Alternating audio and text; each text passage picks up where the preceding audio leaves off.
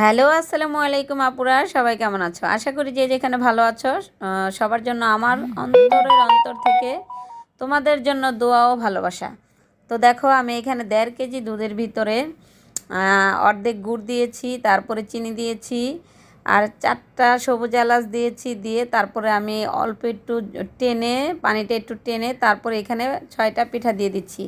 তো এই যে পিঠাটা, ঠিক আছে, বলো এই পিঠাটা কীরকম একটা পিঠা, কিসের সাথে না যায় বলো?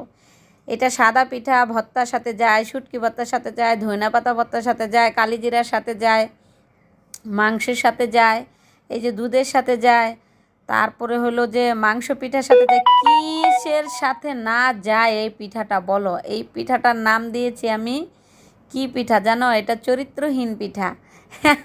আমি এটার নাম দিয়েছি চরিত্রহীন পিঠা, ঠিক আছে? এটা সব কিছুর সাথে যায়, এর রাশি কন্যার রাশি, ঠিক আছে? তো লাস্টে আরেকটা পিঠা দিয়ে দিলাম। তো বিখ্যাত একটা পিঠা, ঠিক আছে? এই পিঠার নাম দেওয়ার দরকার, অনেক বড় একটা নাম দেওয়ার দরকার। তো এটা মনে হয় খেতে খুবই ভালো হবে। তার আগের দিনও আমি 2 দিন আগেও আমি এটা বানিয়েছিলাম। ও তখন 8টা পিঠা দিয়েছিলাম, ঝোলটা একটু টেনে গেছে। তো আজকে মনে হয় সব কিছু ঠিকঠাক হবে।